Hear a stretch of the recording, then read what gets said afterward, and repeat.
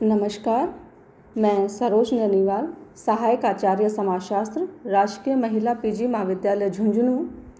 आप सभी का इस क्लास में हार्दिक स्वागत करती हूँ। छात्राओं, पिछले वीडियो में हमने बात की थी कि भारत में ग्रामीण समाजशास्त्र की उत्पत्ति किस तरह हुई।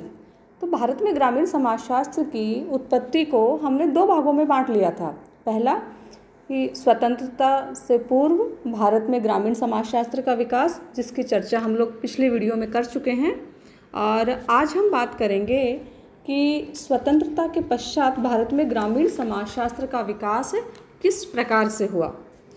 तो देखिए, 1947 में जब भारत ने आज़ादी प्राप्त की, तब के 1947 में भारत की स्वतंत्रता प्राप्ति के पश्चात सरकार ने गांवों की बिगड़ती दशा को, वहाँ पे जो समस्याएं थी उनको देखते हुए और उनमें सुधार हेतु ग्रामीण कल्याण की बात सोची। तब गांधी जी ने कहा कि देखिए, भारत दिल्ली में नहीं बसता है, भारत तो गाँव में बसता है, और अगर हमें भारत को उन्नत बनाना है तो हमें भारतीय गाँवों की दशा सुधारनी ही होगी।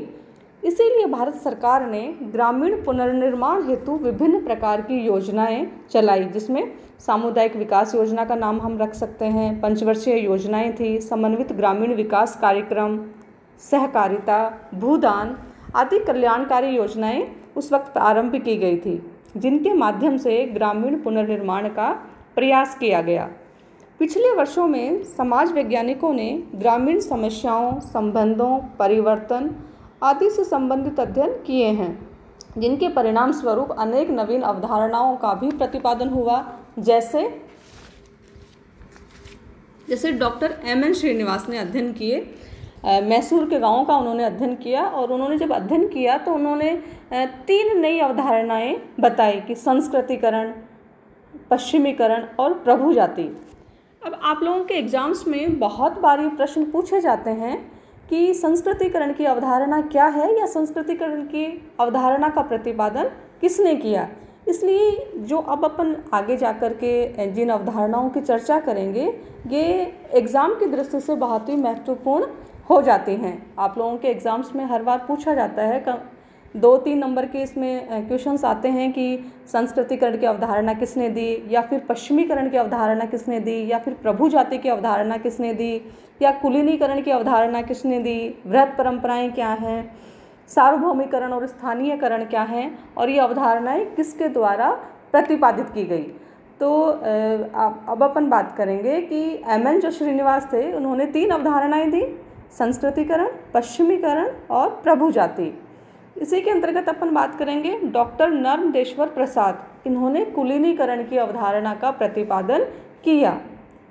फिर आते हैं रॉबर्ट रेडफील्ड, जिन्होंने ग्रामीण जीवन से संबंधित अनेकों अध्ययन किए और इन्होंने 3 अवधारणाएं दी हैं, लघु समुदाय, लघु परंपरा और वृहत या महती परंपरा। इन तीनों अवधारणाओं का प्रतिपादन रॉबर्ट रेडफील्ड के द्वारा किया गया है। मैक्यू मेरियट एक ग्रामीण समाजशास्त्री हुए हैं, जिन्होंने 2 प्रमुख अवधारणाएं दी हैं। एक का नाम है सार्वभौमिकरण और दूसरी है स्थानीयकरण।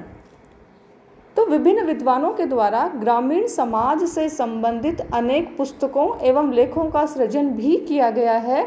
उनमें से हम कुछ किताबों के नाम लेंगे, जो कि एग्ज़ाम्स में जो आपका जो ईयरली एग्ज़ाम होते हैं, उनमें 2-3 नंबर के मार्क्स के जो पूछे ही जाते हैं।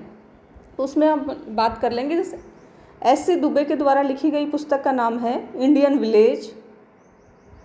एम एन श्रीनिवास ने पुस्तक लिखी है India's village. McKim Marriott village India. S C. Dube India's changing village. B.R. Chauhan a Rajasthan village.